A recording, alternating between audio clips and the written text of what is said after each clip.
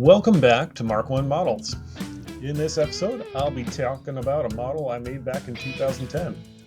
I'll apologize up front, the quality of the photos may not be the best in every case, but they get the point across to what I was making.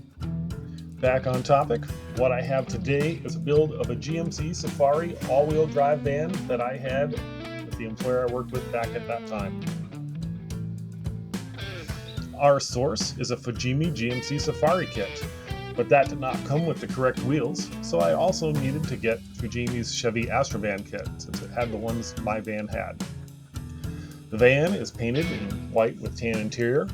My van in particular had second and third row bench seats, but the kit comes with a bench bucket setup, so I needed to make some center inserts for both the rows with some sheet styrene and putty. The rest of the interior was fairly straightforward and detailed out pretty well. For the base of the model, I tried my hand at using silly putty as a masking agent for complex shapes. The silver aluminum paint that I had used for the exhaust, engine, fuel cell, and the spare tire had bled through, but it's my own fault. I always try to remember to do a coat of clear first before the color to prevent bleed through, but had not done so in this case and ended up having to repaint the whole underside all over again. This model requires making custom decals. I'm a fan of the Testors decal papers, which I have used here, but since they're currently no longer around, I've been using the ones from Bare Metal Foils since around 2023 with fairly good results. The decals I needed to make for this van were the GMC center caps for the wheels, the license plates, the company logo and number, and where I am a fan of the details, I also included the auto dealership sticker that was on the back door of the van. Another item I ended up finding on eBay was a roll of red and white reflective striped tape that was in scale, and it adds to the authenticity of the van. I still have that roll and will end up using it on future commercial vehicle builds.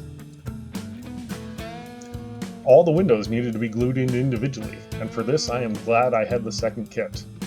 When I was installing the back window the first time around, I ended up getting glue on it, so I had to use the one from the Astro van kit.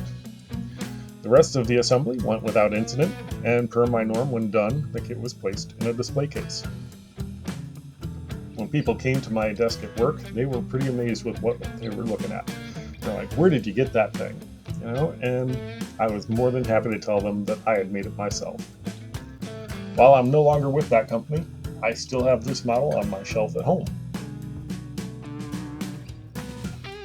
So what are your thoughts?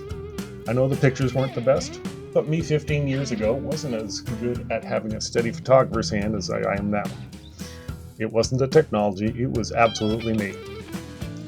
On a side note, do you have a preferred decal paper?